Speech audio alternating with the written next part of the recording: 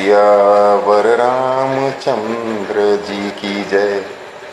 आप सभी परम श्रद्धालु प्रभु श्री राम के भक्तों का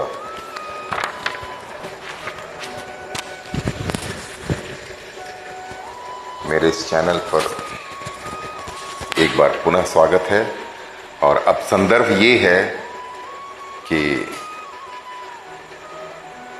पूरी तैयारियां जो हो चुकी थीं प्रभु श्री राम के राज्याभिषेक की, वो पूरी तरह से माहौल मातम में बदल गया है।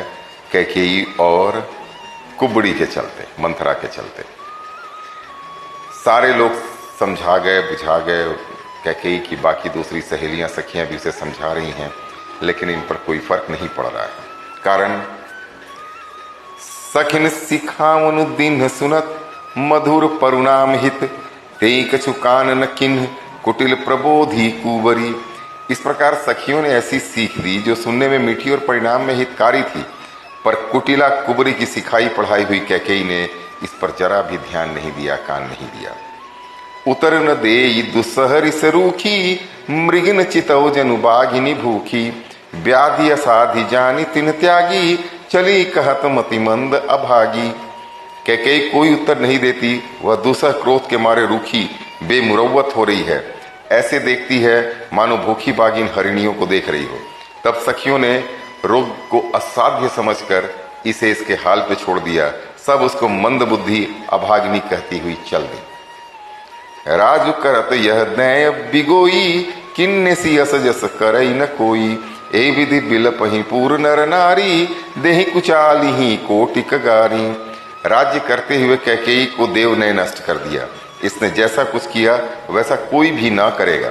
नगर के सब स्त्री पुरुष इस प्रकार विलाप कर रहे हैं और उस कुचाली कैकेयी को करोड़ों गालियां दे रहे हैं। जरहि बिसम जर लेहि उसासा, कवनि राम बिनु जीवन आशा, विपुल वियोग प्रजा अकुलानी, जनु जल चरगन सूखत पानी।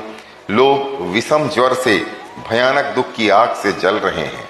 लंबी सांसें लेते हुए कहते हैं कि श्री रामचंद्र जी के बिना जीने की और कौन आशा है।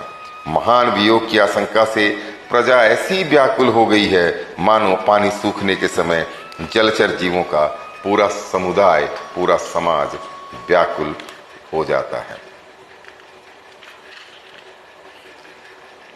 अति विषाद बस लोग लुगाई, गए मातु पहि राम गोसाई, मुख प्रसन्न चित चौगुन चाऊ, मिटा सोच जनी राखे राऊ।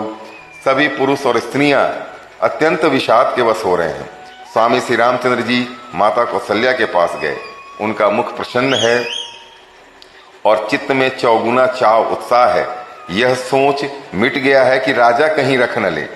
श्री राम जी को राज तिलक की बात सुनकर विषाद हुआ था कि सब भाइयों को छोड़कर बड़े भाई मुझको ही राज तिलक क्यों होता है। अब माता कैकेयी की आज्ञा और पिता की मौन सम्मति पाकर वह सोच भी मिट गया। नव गयंदु रघुबीर मनु, राजवलान समान, छूट जानी बन गवन सुनी, उर आनंद अधिकान। श्री रामचंद्र जी का मन नए पकड़े हुए हाथी के समान और राज तिलक उस हाथी के बांधने की कांटेदार लोहे की बेड़ी के समान है।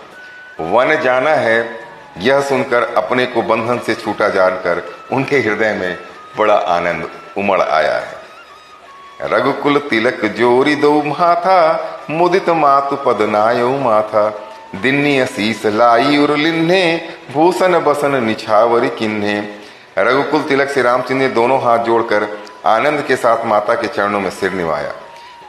माता ने आशीर्वाद दिया, अपने हृदय से लगा लिया और उन पर गहने तथा कपड़े न्योछावर किए। एक कौशल्या माता है।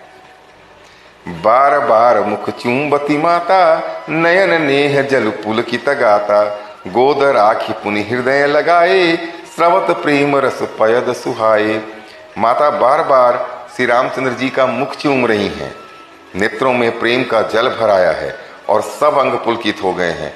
श्री राम को अपनी गोद में बैठाकर फिर हृदय से लगा लिया। सुंदर स्तन प्रेम रस दूध बहाने लगे।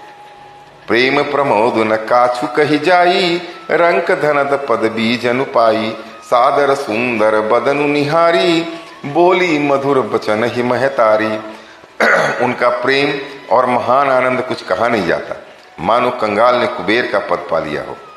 बड़े आदर के साथ सुंदर मुख देखकर माता मधुर वचन बोली, कहु तात जननी बलिहारी, कबहि लगन मुद मंगलकारी, सुकृत शील सुख सीम सुहाई, जन्म लाभ कई अवधि अघाई। हे तात, माता बलिहारी जाती है, कहो वह आनंद मंगलकारी लग्न कब है जो मेरे पुण्य शीतल शील और सुख की सुंदर सीमा है और जन्म लेने के लाभ की पूर्णतम अवधि है।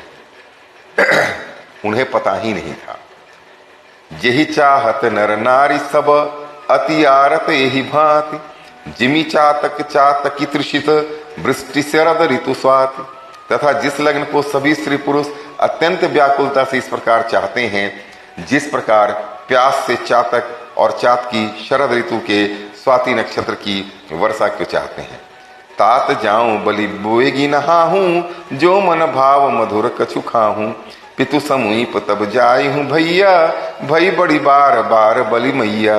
हे तात, मैं बलैया लेती हूँ, तुम जल्दी नहा लो और जो मन भावे कुछ मिठाई खा लो भैया, तब पिता के पास जाना, बहुत देर हो गई है। माता बलिहारी जाती है। मातु बचन सुनु अति अनुकूला, जनु स्नेह सुर तरु के फूला, मुख मकरंद भरे श्रिय मूला, निरखि राम मनु भंवर न फूल भूला। माता के अत्यंत अनुकूल वचन सुनकर जो मानो स्नेह रूपी कल्प वृक्ष के फूल थे, जो सुख रूपी मकरंद से भरे थे और श्री राजलक्ष्मी के मूल थे, ऐसे वचन रूपी फूलों को देखकर श्री रामचंद्र जी का मन रूपी भौरा उन पर नहीं भूला।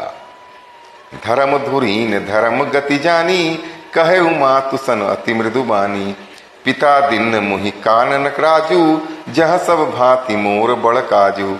धर्म धुरीन श्री रामचंद्र जी ने धर्म की गति को जानकर माता से अत्यंत कोमल वाणी से कहा, हे माता, पिताजी ने मुझे वन का राज्य दिया है, जहां सब प्रकार से मेरा बड़ा काम बनने वाला है। आयसु देहि मुदित मन माता, जेहि मुद मंगल कानन जाता, जनि स्नेह बस डर पसी भोरे, आनंद अम्ब अनुग्रह तोरे। हे माता, तू प्रसन्न मन से मुझे आज्ञा दे, जिससे मेरी वन यात्रा में आनंद मंगल हो। मेरे स्नेह बस भूल कर भी डरना नहीं। हे माता, तेरी कृपा से आनंद ही होगा। बरस 4 विपिन बसी, करि पितु बचन प्रमाण, आई पाय पुनि देखियऊं, मनुजनि कर सिमलान। 14 वर्ष वन में रहकर पिताजी के वचन को प्रमाणित अर्थात सत्य कर फिर लौटकर तेरे चरणों का दर्शन करूंगा। तू अपने मन को म्लान अर्थात दुखी ना कर। बचन विनीत मनु मधुर रघुबर के, सरसम लगे मातुर करके, सहमि सूखी सुनि शीतली बानी, जिमि जवास पर पावस पानी। रघुकुल में श्रेष्ठ श्री राम जी के बहुत ही नम्र और मीठे वचन माता के हृदय में बाण के समान लगे और कसकने लगे। उस शीतल वाणी को सुनकर कौशल्या वैसे ही सहम कर सूख गई, जैसे बरसात का पानी पड़ने से जवासा सूख जाता है। कहीं न जाई कछु हृदय बिसादु, मनहु मृग सुन के हरिनादु, नयन सजल तन थर थर कापी, माजहि खाई मीन जनु मापी। हृदय का विषाद कुछ कहा नहीं जाता, मानो सिंह की गर्जना सुनकर हिरनी विकल हो गई हो। नेत्रों में जल भर आया, शरीर थर थर कांपने लगा, मानो मछली मान जानी पहली वर्षा का फेन खाकर बदहवास हो गई हो। धरि धीरज सुतु बदनु निहारी, गद गद बचन कहती महतारी। तात पितहि तुम प्राण पियारे, देखी मुदित नित चरित तुम्हारे। धीरज धर कर पुत्र का मुख देखकर माता गदगद वचन कहने लगी, हे तात, तुम तो पिताजी को प्राणों के समान प्रिय हो। तुम्हारे चरित्रों को देखकर वे नित्य प्रसन्न होते थे। आज के लिए इतना ही काफी। कल पुनः आपकी सेवा में हाजिर होऊंगा। तब तक के लिए मुझे आज्ञा दीजिए। और हाँ, एक बार कृपा करके मेरे इस चैनल को सब्सक्राइब कर लीजिए, जिससे प्रत्येक दिन 10 मिनट के लिए ही सही कलयुग के तमाम तापों और पापों को हरने वाली इस मधुर गाथा को सुनने का मौका आपको प्राप्त हो। सियावर राम